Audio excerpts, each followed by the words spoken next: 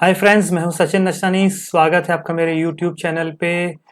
TCS, जी हाँ, India की सबसे बड़ी आईटी कंपनी ने अभी अभी अपने Q1 यानी जून क्वार्टर के रिजल्ट्स डिक्लेयर किए हैं।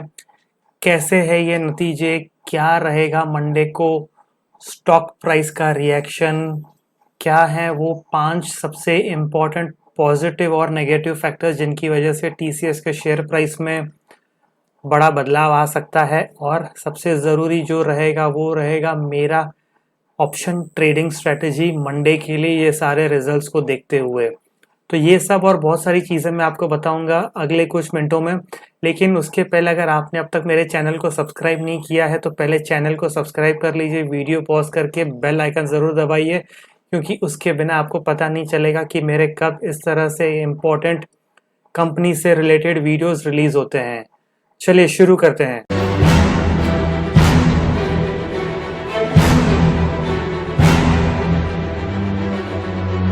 तो ये है टाटा कंसल्टेंसी सर्विसेज यानी टीसीएस का प्रेस रिलीज जो उन्होंने अभी रिलीज किया है। पहले आपको सब इंपॉर्टेंट हाइलाइट्स बता देता हूँ। तो सबसे पहले जो रिजल्ट्स आए हैं उसमें कंपनी ने इंटरिम डिविडेंड डिक्लेयर किया है 8 रुपीज पर इक्विटी शेयर का। तो आप लोग अगर शेयर होल्डर हैं तो आपको ये मिलेगा डिविडेंड, और यदि आप शेयर होल्डर नहीं है और आप डिविडेंड पाना चाहते हैं तो इसका रिकॉर्ड डेट है सैटरडे 16 जुलाई, यानी इसका एक्स डेट होगा 14 जुलाई। यानी आपको डिविडेंड पाने के लिए ये टीसीएस का शेयर खरीदना पड़ेगा 13 जुलाई या उसके पहले। यहाँ पर पीएनएल स्टेटमेंट है। पीएनएल स्टेटमेंट में हम कंपेयर करेंगे। हम सबसे पहले मैं आपको बताऊंगा कि अगर आप मेरे चैनल के रेगुलर सब्सक्राइबर, आप मेरे पहले से वीडियोस देखते आ रहे होंगे तो आपको पता रहेगा जब भी आप आईटी कंपनीज के रिजल्ट्स देखते हैं आपको हमेशा क्यूओक्यू एनालिसिस करना होता है। यानी जून क्वार्टर जो अभी खत्म हुआ जिसका हम रिजल्ट्स देख रहे हैं उसका कंपैरिजन आपको करना है मार्च क्वार्टर से, क्योंकि जून क्वार्टर पिछले साल का जो है वो तो डिस्काउंटेड हो चुका है, वो मार्च क्वार्टर के रिजल्ट्स में भी कंपेयर हो चुका है। तो इसके लिए इससे आप कंपेयर कीजिए और ना क्यूओक्यू बेसिस पे जिसे हम कहते हैं उससे आपको कंपेयर करना होगा। अभी देखते हैं कि रेवेन्यू फ्रॉम ऑपरेशंस या टोटल इनकम जो है वो तकरीबन 2000 करोड़ से उसका ग्रोथ आया है, जो अच्छी बात है। तकरीबन 4% ग्रोथ हो गया, अच्छी बात है। लेकिन एक्सपेंसेस जब हम देख रहे हैं, एक्सपेंसेस जो बढ़ गए हैं वो बढ़ गए हैं तकरीबन 2500 करोड़ रुपए से। जी हाँ, ये रुपीज इन करोड़ से, तो वो ध्यान में रखिएगा। ये ऐसा क्यों हो रहा है? तो सबसे बड़ा जो डिफरेंस आया है 2000 करोड़ का वो आया है एम्प्लॉय बेनिफिट एक्सपेंसेस यानी सैलरीज में। जी हाँ, आप देख रहे होंगे कि आईटी कंपनीज में सैलरीज बहुत बढ़ती जा रही हैं पिछले कुछ क्वार्टर्स में, और ये क्वार्टर भी कुछ अलग नहीं था। तो इसके लिए सैलरीज में 2000 करोड़ का ग्रोथ आया है, तो वो सबसे बड़ा खर्चा बढ़ गया है। और दूसरा तकरीबन जो 600 करोड़ का खर्चा जो बढ़ गया है वो है अदर एक्सपेंसेस में। अब अदर एक्सपेंसेस ब्रॉडली क्या होते हैं? जैसे कि अब इंटरनेशनल ट्रैवल शुरू हो गया है, वर्क फ्रॉम होम कम हो गया है और लोग ऑफिस जाने लग गए हैं। आईटी कंपनीज के क्लाइंट सारे फॉरेन कंट्रीज में होते हैं, तो इंटरनेशनल ट्रैवल शुरू हो गया है। Visa cost, ticket, hotel stay, ये सारी चीजें काफी बढ़ गई हैं। तो इस वजह से ये ट्रैवलिंग एक्सपेंसेस काफी बढ़ गए हैं।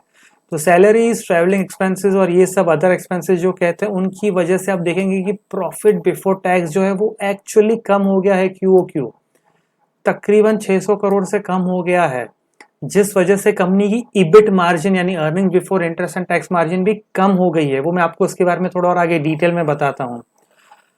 तो इस वजह से जो प्रॉफिट फॉर द पीरियड है वो है सिर्फ 9,500 करोड़, जो कि ऑलमोस्ट 10,000 करोड़ था अगर हम राउंड ऑफ कर देंगे उसे। तो 450 करोड़ रुपए से ये कम हो गया है क्यूओक्यू बेसिस पे। तो ये सारे इंपॉर्टेंट फैक्टर्स की वजह से टीसीएस के रिजल्ट्स जो हैं मेरे हिसाब से थोड़े डिसअपॉइंटिंग है। मैं और भी आपको इंपॉर्टेंट हाइलाइट्स यहाँ दिखा देता हूँ। तो दोस्तों आप अब तक बहुत सारे यूट्यूब वीडियोस देख चुके रहेंगे टीसीएस रिजल्ट्स के लिए। सबने आपको यही दिखाया रहेगा कि टीसीएस के रिजल्ट्स इतने अच्छे आए हैं या इतने खराब हैं। लेकिन देखिए स्टॉक प्राइस चलता किस तरह से? स्टॉक प्राइस चलता है कि जो इंस्टीट्यूशंस हैं, जो एनालिस्ट हैं, उन्होंने क्या अनुमान लगाया था कि टीसीएस के नतीजे किस तरह से आएंगे और उस मुकाबले रिजल्ट्स किस तरह से आए हैं। यदि सिर्फ फाइनेंशियल स्टेटमेंट देख के और यूट्यूब वीडियोस देख के अगर आप समझ जाते कि नतीजे इतने अच्छे हैं, इतने खराब आए हैं, तो फिर और क्या चाहिए था? कितना आसान होता स्टॉक ट्रेडिंग और इन्वेस्टमेंट करना। तो हमें ये समझना होगा कि नतीजे एक्सपेक्टेशन से किस तरह आए हैं। तो चलिए 5 पॉजिटिव और इम्पोर्टेंट हाइलाइट्स हम पहले डिस्कस करते हैं टीसीएस के रिजल्ट्स के बारे में। तो रेवेन्यू जैसा मैंने आपको बताया कि उसमें ग्रोथ आया है, तो 16% वाईओवाई ग्रोथ है और तकरीबन 4% क्यूओक्यू यानी क्वार्टर ओवर क्वार्टर ग्रोथ है। कांस्टेंट करेंसी टर्म्स यानी आपको करेंसी जिस कंट्री में आप ऑपरेट कर रहे हैं उसी करेंसी के हिसाब से जो ग्रोथ आई है बिना उसे रुपी में या डॉलर में कन्वर्ट किए वो 15.5% आई है, वो भी काफ़ी अच्छी है। ऑर्डर बुक यानी कंपनी के पास जो टोटल ऑर्डर्स हैं वो हैं $8.2 बिलियन, ये भी बहुत अच्छा है, तो ये सेकंड बड़ी इंपॉर्टेंट हाईलाइट है। तीसरा है 9 new clients added to 100 million plus band, 19 added to 50 million plus band, यानी क्लाइंट एडिशन भी जो है वो अच्छा खासा इंप्रूव होता जा रहा है, तो ये तीसरा बहुत इंपॉर्टेंट पॉइंट है और उस वजह से ऑर्डर बुक बढ़ रहा है, तो ये दोनों कोरिलेटेड चीजें हैं। चौथा इंपॉर्टेंट पॉइंट है वर्कफोर्स यानी एम्प्लॉय एडिशन जो है वो 6 लाख लोग, यहाँ जी हाँ 6 लाख लोग काम करते हैं टीसीएस में, 6,06,331, यानी एम्प्लॉय एडिशन भी हर क्वार्टर बढ़ता जा रहा है। इसका मतलब ये है कि कंपनी को आगे रेवेन्यू और ग्रोथ विजिबिलिटी दिख रही है, जिस वजह से कंपनी और भी लोगों को रिक्रूट किए जा रही है। तो ये थे 4 इंपॉर्टेंट फैक्टर्स। पांचवा मैंने आपको स्टार्टिंग में बता दिया था, वो ये है कि कंपनी ने 8 रुपीज का डिविडेंड डिक्लेयर किया है।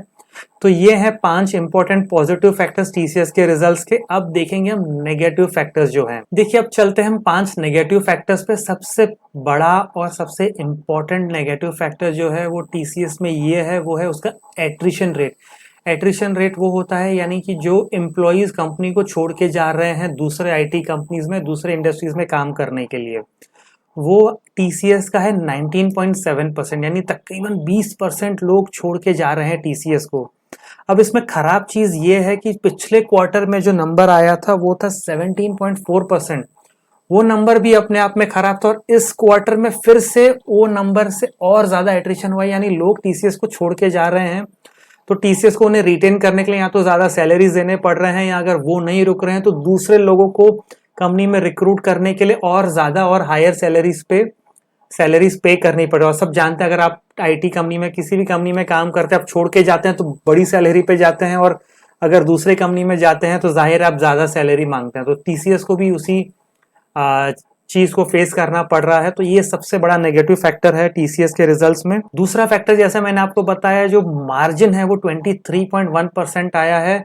एक्सपेक्टेशन थी ऑलमोस्ट 23.7 से 24% की, लेकिन 23.1% जो है मेरे हिसाब से ये 4 साल में यानी तकरीबन 16 क्वार्टर्स में ये लोवेस्ट मार्जिन नंबर है, और टीसीएस यूजुअली अच्छे मार्जिन नंबर्स लेके आता है, तो ये अनदर दूसरा डिसअपॉइंटिंग फैक्टर है टीसीएस के रिजल्ट्स में। तीसरा फैक्टर हमने डिस्कस किया कि ऑपरेटिंग प्रॉफिट और यानी ईबिट और जो पैट है यानी प्रॉफिट आफ्टर टैक्स वो भी अनुमान से कम है, जो लोग एक्सपेक्ट कर रहे थे उनके एक्सपेक्टेशन से कम आया है, तो ये तीसरा बड़ा नेगेटिव फैक्टर है। चौथा फैक्टर जो हमने यहाँ पे डिस्कस किया वो था ऑर्डर बुक एट $8.2 बिलियन। पिछले क्वार्टर में ये तकरीबन $11 बिलियन था, तो यानी इस क्वार्टर में ऑर्डर बुक जो है वो कम हो गया है, तो ये एक छोटा सा नेगेटिव फैक्टर है। छोटा मैं इसके लिए कह रहा हूं क्योंकि ऑर्डर्स तो मिल रहे हैं लेकिन जो ग्रोथ रेट है ऑर्डर्स की वो थोड़ी कम हो गई है, तो इस वजह से ये एक अनदर नेगेटिव फैक्टर है। और लास्टली जो बड़ा एक और इम्पॉर्टेंट फैक्टर है जो हाईलाइट है, वो मैनेजमेंट कमेंट्री जो है टीसीएस की वो थोड़ी सी नेगेटिव है। ये देखिए, ये कह रहे हैं कि we are starting the new fiscal year on a strong note but we remain vigilant given the macro level uncertainties. तो यानी आप खुद भी देख रहे हैं कि इन्फ्लेशन जो है वो सब जगह बढ़ता जा रहा है, इंडिया में, अमेरिका में। रशिया यूक्रेन वॉर अभी तक खत्म नहीं हुआ है, हम फरवरी से देख रहे हैं कि वो वॉर चालू है। अक्रॉस द वर्ल्ड जो ये प्रॉब्लम्स चालू हैं, इंटरेस्ट रेट बढ़ता जा रहा है, और उसके अलावा एट्रिशन जो है, तो ये सारे जो प्रॉब्लम्स है इस वजह से मैनेजमेंट कह रहा है कि we remain vigilant to macro level uncertainty. So वो खुद अनसर्टेनिटी देख रहे हैं, और यही चीज आप देख रहे हैं कि स्टॉक प्राइस में भी रिफ्लेक्ट कर रही है। टीसीएस की नहीं, सारे आईटी कंपनीज के स्टॉक प्राइस में रिफ्लेक्ट कर रही है कि स्टॉक प्राइस गिरे जा रही है। और जो एक और कॉशियस मैनेजमेंट कमेंट्री दी है उन्होंने कि this has been a challenging quarter, 23.1% operating margin reflects impact of our annual salary increases, elevated cost of managing talent churn and gradually normalising travel expenses, जो मैंने आपको वीडियो के शुरुआत में बताया वही चीज़ें हैं, लेकिन ये सारी मैनेजमेंट कमेंट्री को देख के ज़्यादा कॉन्फिडेंस नहीं आ रहा है। इसके लिए मैं समझता हूँ कि मंडे को टीसीएस के रिजल्ट्स में 4 से 5% की मिनिमम गिरावट आ सकती है। ये सब देखते हुए देखते हैं कि टेक्निकल्स क्या कहते हैं और फिर हम आएंगे ऑप्शन स्ट्रेटेजी पर। ये देखिए टीसीएस का डेली चार्ट है, ये आज का कैंडल स्टिक पैटर्न है। आप देख सकते हैं कि इसे आप ऑलमोस्ट एक बेयरिश एनगल्फिंग पैटर्न कह सकते हैं। वॉल्यूम्स भी अच्छे खासे रहे हैं। 200 डे मूविंग एवरेज के नीचे चल रहा है। अप्रैल के महीने से नीचे चल रहा है। जब मार्च क्वार्टर यानी पिछले क्वार्टर के रिजल्ट्स आए थे तब से ये 200 डे मूविंग एवरेज के नीचे चल रहा है। तो ये मैं समझता हूं कि जो 3100 का लेवल है, जहां से इसने पिछली बार ये 2-3 बार वहां से उसने सपोर्ट लेके बाउंस बैक किया था, वो लेवल हमें जल्दी देखने मिलेगा। क्या कल देखने मिलेगा या अगले कुछ दिनों में? और टीसीएस में नहीं, टीसीएस की वजह से बाकी आईटी कंपनीज में भी गिरावट आ सकती है। 3100 का लेवल का सपोर्ट जो है वो तोड़ेगा कि नहीं, वो कई सारे फैक्टर्स पर डिपेंड करता है। जैसे अभी कॉन कॉल में मैनेजमेंट क्या कहती है, ग्लोबल मार्केट्स किस तरह से काम करते हैं, ये सारी चीजें भी हमें देखनी पड़ेंगी।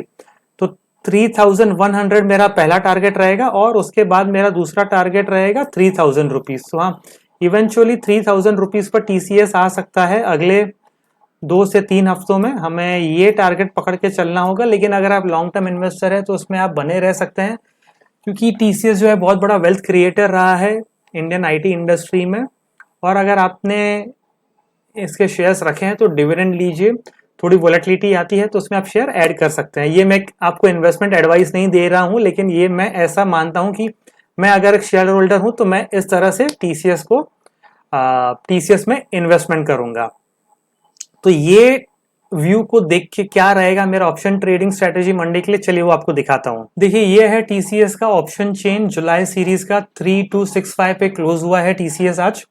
हाईएस्ट ओपन इंटरेस्ट जो है वो 3400 के स्ट्राइक पर है। वहां पर हाईएस्ट ओपन इंटरेस्ट एडिशन भी हुआ है आज। 13 लाख का ओपन इंटरेस्ट से 8 लाख शेयर्स का ओपन इंटरेस्ट एडिशन आज हुआ है। उसके बाद 3300 पर हाईएस्ट ओपन इंटरेस्ट है, ऑलमोस्ट 10 लाख का, वहां पर भी 4.5 लाख का ओपन इंटरेस्ट एडिशन हुआ है। 3500 बहुत दूर है, सिर्फ 15 रुपए प्रीमियम है, 8 लाख का ओपन इंटरेस्ट उधर भी है। तो ये रही कॉल साइड की बात। अब हम पुट साइड पर चलते हैं। 3200 के स्ट्राइक पर हाईएस्ट ओपन इंटरेस्ट है पुट साइड में, तो ऑलमोस्ट 8 लाख शेयर्स का, वहां पर भी आज थोड़ा सा ओपन इंटरेस्ट एडिशन हुआ है।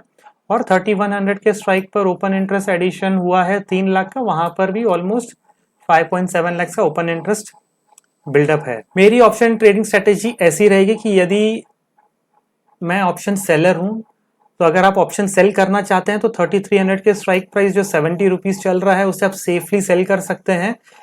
तो 3300 के ऑप्शन सेल करके या 70 रुपीज आपको प्रीमियम मिलेगा। मैं जानता हूं कि मंडे प्रीमियम अलग होंगे क्योंकि गैप डाउन होगा तो प्रीमियम कम हो जाएगा, लेकिन जो हमारे सामने है हम उसी से डिस्कस कर सकते हैं। और 3100 के आसपास यदि खुलता है, जो 5% फॉल तकरीबन 3100 हो गया, तो 3200 का भी जो कॉल ऑप्शन है उससे मैं बेचने की कोशिश करूंगा, लेकिन डिपेंड करता है कि कितना बड़ा गैप डाउन ओपनिंग मंडे को टीसीएस में होता है। और यदि आप ऑप्शन बायर हैं, आप ऑप्शन बाय करना चाहते हैं, तो 3200 का पुट 56 रुपीज चल रहा है। मेरे ख्याल से ये काफी अच्छा रहेगा खरीदने के लिए। आपका इसमें लॉस जो है वो लिमिटेड रहता है, जो आपने प्रीमियम भरा है उस तक। तो 3200 का पुट, गैप डाउन है तो जी हाँ फर्क पड़ेगा। तो फिर आप एकदम सेफ करना चाहते हैं, लॉस मिनिमाइज करना चाहते हैं, तो 3100 के स्ट्राइक का जो पुट ऑप्शन है वो 30 रुपीज तकरीबन चल रहा है, उससे आप कंसिडर कर सकते हैं यदि टीसीएस 3100 के आसपास ओपन होता है। तो याद रखिए कि ये जो ऑप्शन बाइंग या सेलिंग करेंगे, मैं समझता हूं कि 15 से 20 मिनट उससे पहले सेटल होने देंगे टीसीएस के शेयर प्राइस को, क्योंकि गैप डाउन या जैसे भी ओपन होता है उसमें थोड़ा टाइम जाएगा टीसीएस को सेटल होने में। एक लेवल जब आपको मिलता है उसके बाद आप उसमें ट्रेड कीजिए, तो उसके बाद आपको फिर ट्रेंड बहुत अच्छा मिल सकता है। ये मेरा अपना व्यू है। मैं सेबी रजिस्टर्ड एडवाइस नहीं हूं, तो प्लीज आप अपने फाइनेंशियल एडवाइजर से जरूर कंसल्ट कीजिएगा, ये कोई ट्रेडिंग एडवाइस नहीं है। तो दोस्तों ये था मेरा व्यू टीसीएस के ऊपर। मुझे कमेंट सेक्शन में जरूर बताइए कि आपको मेरा ये वीडियो कैसा लगा। ये वीडियो पूरा देखने के लिए बहुत बहुत शुक्रिया। You can reach out to me on Twitter, Insta, LinkedIn, and of course YouTube.